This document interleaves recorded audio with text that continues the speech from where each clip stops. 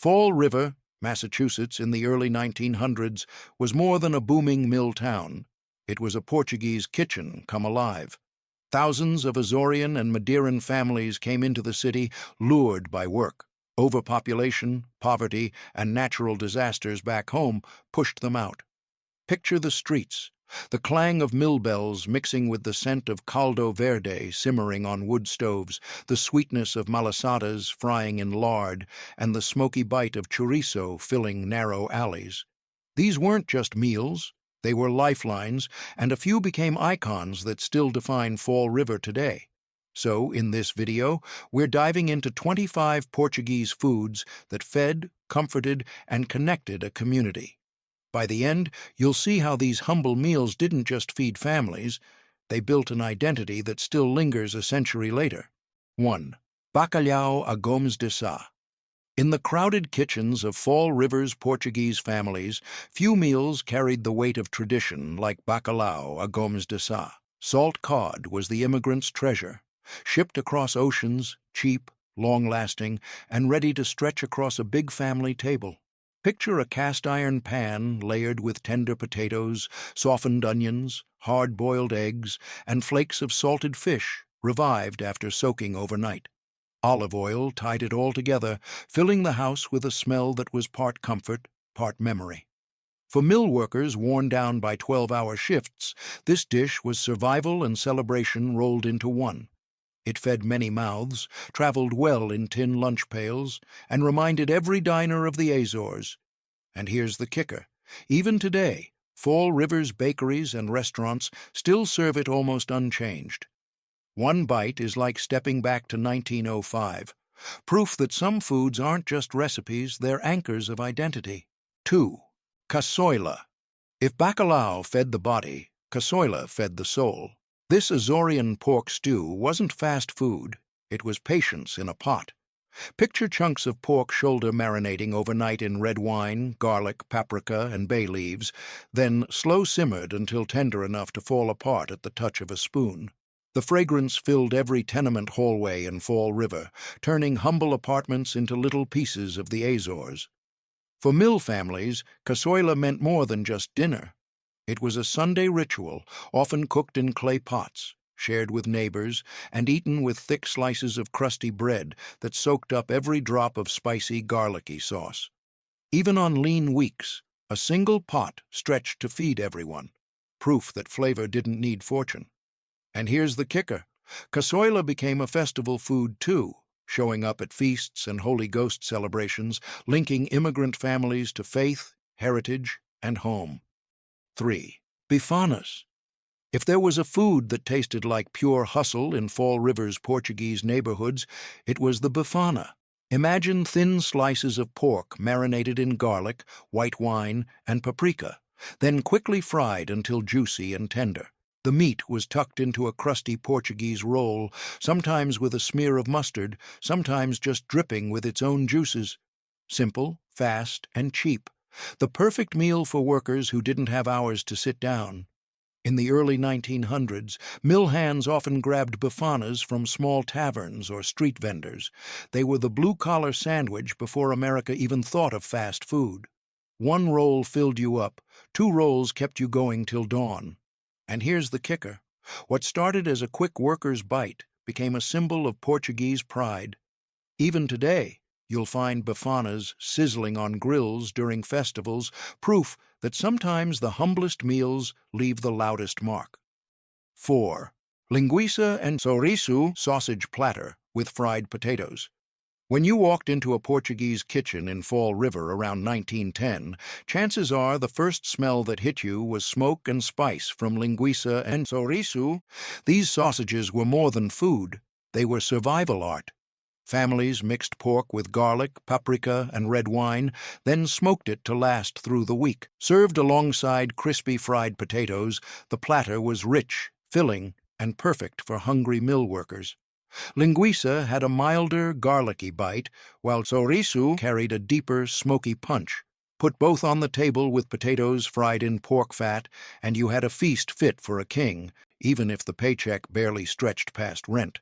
Kids grew up chewing on sausage slices wrapped in bread, while fathers packed chunks into lunch tins for long shifts. Here's the kicker. These sausages never disappeared. 100 years later, fall river markets still hang strings of linguiça and chorizo just like their grandparents once did. 5. Seafood rice. Fall River sat right on the water, and for Portuguese families, the ocean was both memory and pantry. Arroz de marisco, seafood rice, brought the taste of the Azores and mainland Portugal straight into Milltown kitchens. Picture a big pot of rice simmering in a tomato and garlic broth, then loaded with clams, mussels, shrimp, and sometimes squid, depending on what the fishermen hauled in that morning.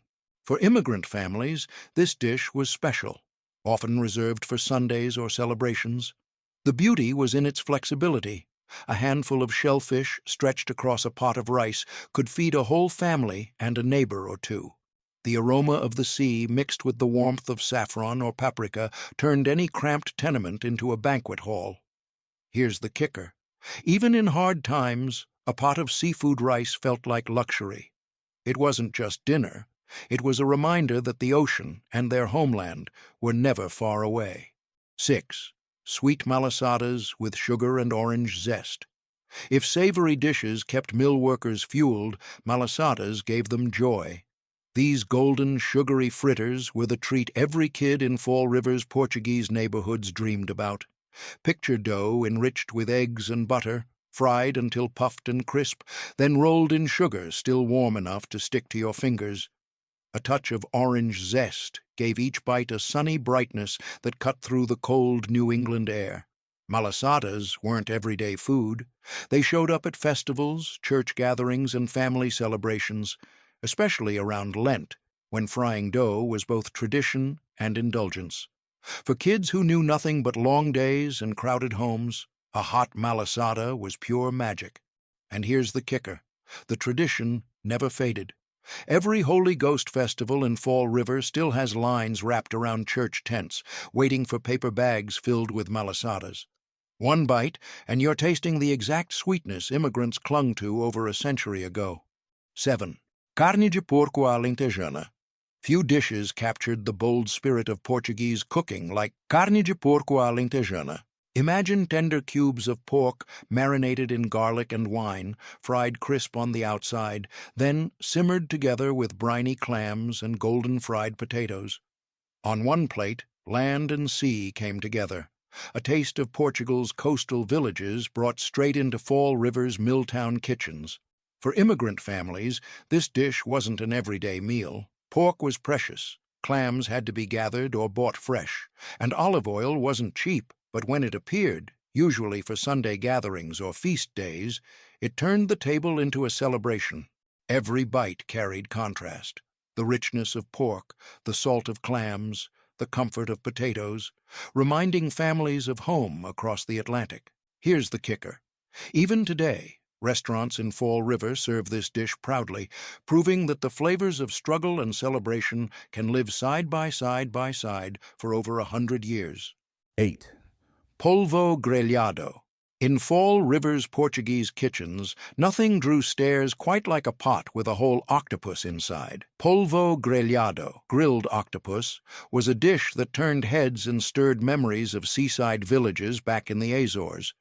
After being simmered until tender, the octopus was grilled over high heat, brushed with olive oil, and sprinkled with garlic and parsley. The result? Charred edges, smoky aroma, and meat that was surprisingly soft and rich. This wasn't an everyday meal. Octopus was special, often saved for feast days, weddings, or big family gatherings. For immigrant families scraping by in the mills, bringing octopus to the table meant pride, proof that tradition could survive across an ocean. Kids might wrinkle their noses at first, but one bite of smoky, garlicky tentacle turned hesitation into loyalty. Here's the kicker. Even now, Fall River's Portuguese restaurants showcase polvo grelhado as a centerpiece dish. It's not just food, it's living heritage on a plate. 9. Ajo de tamboril com gambas. If there was one dish that made simple rice feel like luxury, it was aho de tamboril com gambas, monkfish and shrimp rice. Monkfish, often called poor man's lobster, had firm, sweet meat that held up perfectly in a simmering pot. Add shrimp, garlic, onions, and a slow-cooked tomato broth, and suddenly a humble grain became the centerpiece of a feast. In early 1900s, Fall River, this dish was a reminder of the sea. Many immigrants had fished those waters back in Portugal, and now they found new abundance off the New England coast. A pot of monkfish rice, stretched to feed a big family, yet still felt special enough for Sundays. Children loved digging for the shrimp, while parents savored the rich broth soaked deep into every spoonful of rice. Here's the kicker. This dish blurred the line between everyday comfort and ocean-born luxury. Exactly what Portuguese families needed to feel both grounded and proud. 10. Moelas. Nothing went to waste in a Portuguese kitchen, and moelas proved it. Chicken gizzards, often overlooked or tossed aside in American homes, became the star of a rich, hearty stew. Slowly simmered with onions, garlic, tomatoes, and sometimes white beans, the gizzards turned tender, soaking up every layer of flavor until the whole pot smelled like comfort. In Fall River's early 1900s tenements, moelas was a working man's dish. Poultry scraps were cheap, beans stretched the pot, and long simmering turned tough cuts into something warm and filling. Families gathered around steaming bowls, tearing off bread to mop up the thick sauce, proving that thrift and taste could live side by side. Here's the kicker. Moelas wasn't just resourceful, it was beloved. What outsiders saw as leftovers, Portuguese families saw as tradition. Even today, you'll find moelas bubbling in taverns across Fall River, a humble dish that never lost its place on the table. 11. Caldo Verde. If one dish could be called the heartbeat of Portuguese homes in Fall River, it was Caldo Verde. This green soup was humble in ingredients but rich in comfort. Potatoes mashed into a silky broth, ribbons of dark kale floating through, and a few slices of smoky linguiça giving it body and soul. For mill workers trudging home in the biting New England cold, a bowl of Caldo Verde was like a blanket from the inside out. It was cheap, nourishing, and stretched easily. A single pot could feed a family and still leave enough for tomorrow's lunch. Mothers often served it with nothing more than crusty bread, and that was enough to keep everyone satisfied. Here's the kicker. Caldo Verde wasn't just food, it was memory. Every sip tied families back to their villages in Portugal. Even today, no Fall River feast or festival feels complete without this timeless, heartwarming soup. 12. Carne de Vinadalos. Before it inspired Puerto Rico's pernil and even the Christmas flavors of Hawaii, Carne de Vinadalos was already the pride of Portuguese kitchens in Fall River. Chunks of pork were bathed overnight in garlic, vinegar, and wine, then slow-cooked until tender, tangy, and bursting with flavor. The marinade not only seasoned the meat, but preserved it, a practical trick in tenement kitchens without refrigeration. For working families, this dish was a treat often saved for Sundays or holidays. The smell of garlic and wine filled entire stairwells, and neighbors knew exactly which apartment had a pot of vinadalos bubbling on the stove. Served with crusty bread or boiled potatoes, it was rustic, filling, and impossible to resist. Here's the kicker. What started as a thrifty preservation method became a celebration dish. In Fall River, it tied families together, and today it still shows up at festivals, a living link between survival cooking and joyous tradition. 13. Ajo de pato. When Portuguese families in Fall River wanted to impress, they turned to ajo de pato, duck rice. Picture tender duck meat simmered until falling off the bone, shredded into fragrant rice cooked with onions, garlic, and broth, then baked in the oven with slices of smoky chorizo laid across the top. The smell alone could pull neighbors to the door. This wasn't an everyday meal. Duck was expensive and usually reserved for special occasions, weddings, baptisms, or Sunday feasts when the whole family gathered. But when it appeared, it transformed the table into something grand. The richness of the duck, the spice of chorizo, and the golden crust of baked rice made every bite feel like celebration. Here's the kicker. Ajo giato carried more than flavor. It carried pride. For immigrants who worked long hours in the mills, serving duck rice was proof that tradition and dignity could survive in a new world. 14. Ardosia gi pesi. In early 1900s, Fall River, Fridays often meant fish, and nothing captured that tradition better than Ardosia gi pesi, a simple fish platter. Seasonal catches like cod, hake, or mackerel were boiled or lightly grilled, then served alongside soft potatoes and a heap of fresh greens. A drizzle of olive oil, maybe a squeeze of lemon, tied it all together.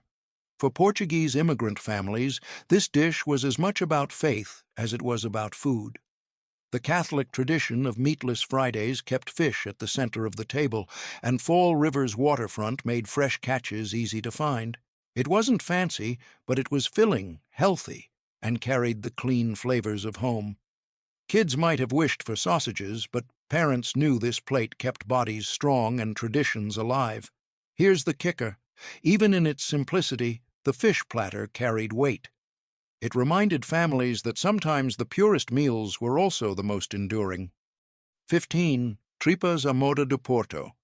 If there was ever a dish that proved nothing went to waste, it was tripas à moda de Porto.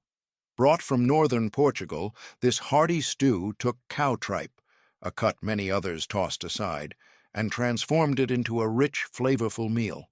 Slowly simmered with onions, carrots, and white beans, the tripe absorbed every spice, turning tender in a broth, deepened with chorizo or bacon. In Fall River's early Portuguese kitchens, this dish was a test of both patience and pride. It wasn't glamorous, but it was filling and cheap, perfect for families with many mouths and little money. The story went that Porto gave its best meats to sailors, leaving the people with tripe, and they made it legendary. Immigrants carried that same resilience to America. Here's the kicker. Tripas wasn't just stew, it was a badge of identity. Serving it in Fall River meant honoring roots, even when times were tough. Even today, you'll still find tripas simmering in church kitchens and family homes during festivals, carrying the same pride across generations. One spoonful tells you this dish wasn't just built to last, it was built to remember. 16. Fijuada Portuguesea. If one dish could be called the king of comfort food, it was Fijuada Portuguesea. This bean and pork stew wasn't just dinner, it was an event.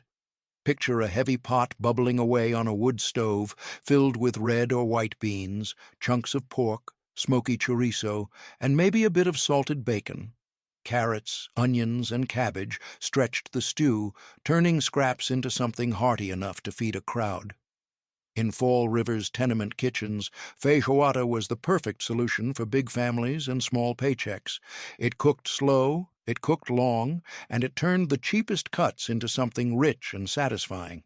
Served with rice or boiled potatoes, one pot could feed neighbors as well as kin. Here's the kicker. Feijoada was never just food, it was fellowship. Ladled into bowls at festivals and Sunday dinners, it carried the warmth of community. Even today, Fall River tables still echo with that same spirit. It was the kind of meal that filled not just stomachs, but hearts, binding families together after long mill shifts. One taste of feijoada reminded every immigrant that even in a new land, home could still be shared around the table. 17. Masa Svada. Few smells could rival the magic of Masa Svada rising in a Fall River kitchen. This Azorean sweet bread, rich with eggs, sugar, and butter, was kneaded by hand and baked into golden loaves that perfumed the whole tenement. Families sliced it warm, slathering it with butter or homemade jam, turning a simple breakfast into a celebration. Masa Svada wasn't just everyday bread, it carried deep meaning. Traditionally baked for Easter and special festivals, it symbolized abundance and blessing even when life in the mills felt scarce. Children loved its soft, pillowy texture, while adults tasted memory in every bite. And when neighbors gathered, a loaf on the table was as much a gesture of hospitality as it was food. Here's the kicker. Masa Svada survived every generation. Walk into a Fall River bakery today, and you'll still find it cooling on racks, ready to carry the same comfort that lifted immigrant families over a century ago. It wasn't unusual for families to trade loaves with neighbors, each one slightly different, but all carrying the same spirit of giving. At church feasts, long tables lined with Masa Svada reminded everyone that abundance could be shared even in lean times. To this day, the first bite of its sweet, fluffy crumb feels like stepping back into a grandmother's kitchen, where love was always baked into the bread. 18. Pastéis de nata. If there was one dessert that felt like a true taste of Lisbon brought to Fall River, it was the pastéis de nata. Imagine a flaky pastry shell, baked golden and crisp, cradling a silky custard filling kissed with vanilla, lemon, and just a hint of cinnamon. Served warm, often dusted with powdered sugar, these tarts melted in your mouth while leaving just enough sweetness to make you reach for another. In the early 1900s, Portuguese bakeries in Fall River became community hubs, and pastéis de nata were their crown jewels. Immigrant families stopped in after church, children pressing noses to glass cases while parents splurged on a small box. A few pennies bought a moment of luxury, a bite of home thousands of miles away. Here's the kicker. More than a century later, those same tarts remain bestsellers.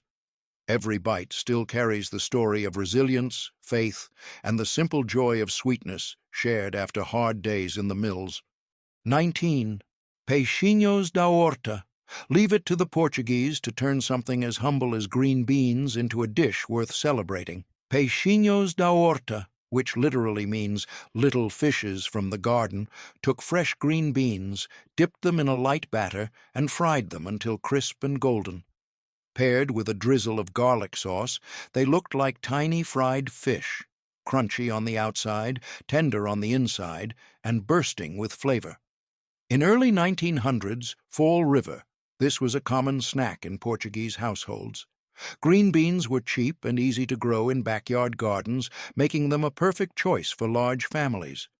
Fried food brought comfort after long mill shifts, and kids devoured these crispy bites by the handful. Here's the kicker. This simple dish actually inspired Japan's tempura centuries earlier through Portuguese traders.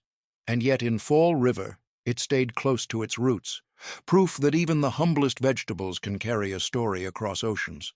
20. Arroz de marisco with chouriço. If seafood rice was already beloved, adding smoky sausage turned it into something unforgettable. Arroz de marisco with chouriço blended the richness of shellfish, clams, mussels, shrimp, with the deep, savory punch of Portuguese sausage. The rice soaked it all up, creating a dish that was both elegant and hearty, ocean and smoke in the same pot. In early 1900s, Fall River, this dish often appeared at community gatherings. Fishermen brought in their catch, but it was the chouriço, hanging from kitchen rafters or sold in neighborhood shops, that gave the rice its distinct flavor. Families piled around big pots, scooping generous servings into bowls, the orange-red broth staining spoons and smiles alike. 21. Pulvo a lagareiro. If grilling octopus was festive, baking it took things to another level. Pulvo a lagareiro was a dish that Portuguese families in Fall River saved for true celebrations. The octopus was first boiled until tender, then roasted in a hot oven alongside small potatoes, all drenched in olive oil and garlic. The heat crisped the edges while keeping the inside buttery soft, creating a meal that was both rustic and refined. For immigrant households, this dish carried prestige. Octopus wasn't cheap, so it usually appeared at weddings, feast days, or holiday tables when extended families gathered shoulder to shoulder. The aroma of garlic and oil filling the room marked the occasion as special. Children remembered it as the big dish, the one that made the whole house pause. Here's the kicker. Pulvo a lagareiro became a signature of Portuguese pride. In Fall River, it wasn't just octopus. It was a symbol that even far from the Azores, tradition could shine. 22. Calder Japes. If there was one dish that tasted like the ocean itself, It was Carne de Japes. This Portuguese fish stew was built around whatever the sea and season offered: cod, haddock, mackerel, or even eel, simmered slowly with onions, tomatoes, potatoes, and carrots. A drizzle of olive oil and a touch of paprika brought it all together, filling kitchens with the smell of both sea and hearth. In early 1900s, Fall River, calderada was a fisherman's gift. Families with ties to the docks often brought home baskets of odd cuts or small fish too humble for market. Nothing went to waste. Everything went into the pot. The result was a meal that fed large families cheaply, yet still carried the richness of tradition. Here's the kicker. Calderada wasn't just sustenance. It was memory. For immigrants staring at the Taunton River, every spoonful recalled coastal villages back in Portugal, reminding them they were never far from home. 23. Cabrito asado. When Portuguese families in Fall River truly wanted to mark a special occasion, they turned to cabrito asado, roast goat. Marinated with garlic, wine, olive oil, and fresh herbs, the goat was slow roasted until the meat was tender and fragrant, the skin crisped and golden. The aroma filled entire neighborhoods, signaling a feast was near. Goat wasn't an everyday meat in early 1900s America, but for immigrants from the Azores and mainland Portugal, it was tradition. Cabrito often appeared at Easter, weddings, and Holy Ghost festivals, bringing families and neighbors together around one table. Potatoes roasted in the same pan soaked up the juices, making every bite rich and celebratory. Here's the kicker. Serving roast goat wasn't just about food, it was about identity. For Portuguese immigrants working grueling mill jobs, cabrito was proof that no matter how hard life became, they could still honor their heritage with flavors too powerful to fade. 24. Ajo dulce. If there was one dessert that felt like a warm embrace, it was ajo dulce, Portuguese rice pudding. Simmered slowly with milk, sugar, and short-grain rice, it was flavored with lemon zest and crowned with a dusting of cinnamon, often arranged in little lattice patterns on top.